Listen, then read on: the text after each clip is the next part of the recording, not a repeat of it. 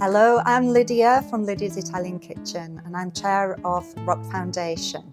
And it's the start of the 6-week summer holidays, and what I want to show you is how we can prepare a chicken dinner and then use that chicken for 2 other recipes. So it's for people that have got not a lot of time, have got kids at home and they're really busy and they want to cook on a budget. And here helping me today is Florence. Say hello, Florence. Hi. Florence is 11 and she's just broken up from school, and she's going to help me prepare this soup. It's a chicken egg drop soup. And what we've found out and learned is that children are more likely to eat something new and sample something new if they get involved and participate in the preparation of it. So this is my little helper. So as I say, this is chicken egg drop soup, and what I did yesterday, being Sunday, was I made a Sunday roast for the family.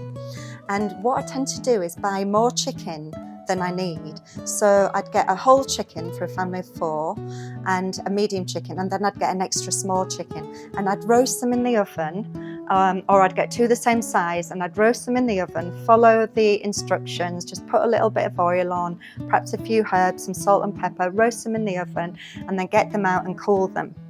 And would have the chicken for dinner, would save the bones and the carcass, and then the other chicken, I'd take the chicken off the bones and the carcass. So with the leftover carcass from the chicken, I put it in a stock pot, which you can see over there in the background, and I've left that cooking overnight in the slow cooker. And what happens is all that bone broth comes out into the water. It's full of collagen, amino acids, really important to build healthy bones as the kids are growing, but also good for us because it's good for the wrinkles. So we've got the stock from the stock pot. What we need to do now is grate some carrots. Florence, do you want to grate some carrots? Brilliant. Make sure it's nice and sturdy. Take the top off and take the bottom off. And then you're going to peel it.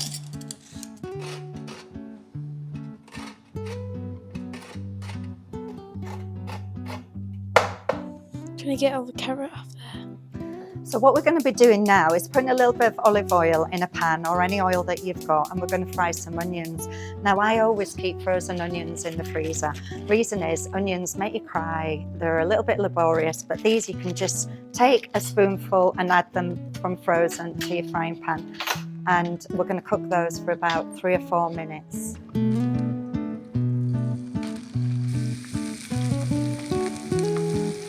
So this recipe for the soup is going to feed around 4 people. So I use 4 dessert spoons of onion to feed those 4 people. What I did, that broth that I spoke about earlier, I transferred it into a deep pan. So that's the lovely bone broth in there. So I've added the cooked onion to the broth, and that's on a medium heat. And what we're going to do, Florence, now is add the carrot. So you've washed your hands, so just get right in there, grab those carrots and gently put them into the waters. We don't want it to splash back at you. So lower it down a little bit further and then drop it. So what we're going to do next is we're going to add the pasta. I'm just going to lean over, Florence, and most people have got pasta in the cupboard, odds and ends of a little bit of pasta here, there, a little bit of pasta there. So what we tend to do is just scrunch it up, this pasta, into little bite-sized pieces and drop it into there. And you really just need 2 handfuls of pasta for 4 people.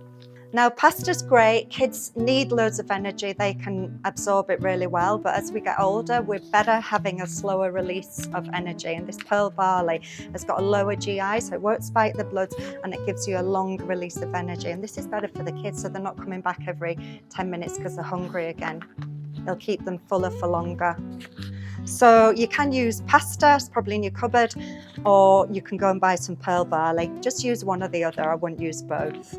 So what we're going to do next, Florence, is we're going to break up the chicken and add it to the soup. So we're going to get our hands right in there. Now there's 2 meals of chicken here. We're just going to use half of it for this soup. So you've got clean hands, just get in, and we're just going to be breaking it up and popping it in like that. So if we use these little bits, So this soup contains carbohydrate with the pasta and protein. It's quite protein rich because it's got the chicken and it's got the egg and the cheese, which is brilliant because that will keep you fuller for longer. So once you've had this meal with the chicken and everything else, it's just going to keep you going really, so you don't have to keep coming back for snacks.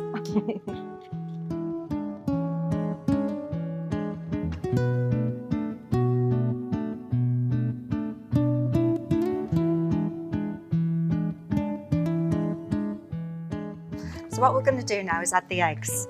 Now, this is the beauty about getting the children involved when you're doing this, because when you add egg to soup, put my teeth in, it's going to go all curdly and silky, and when you put it in a bowl in front of them, they might be like, oh, I'm not eating that. But when they get involved in it and they see the magic happen, they're much more likely to eat it. So we're going to give it a go. Shall we crack the eggs and give them a whisk and we'll pop them in? Yay!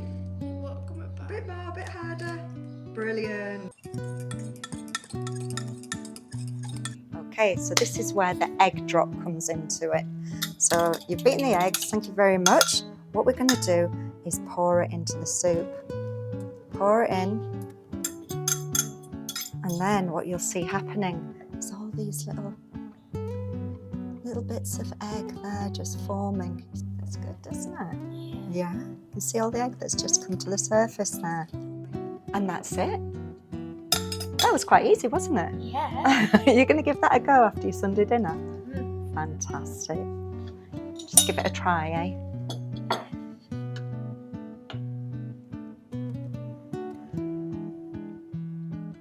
Bit hot. Let you try it. 1-0? That's really good. Fantastic. Yeah.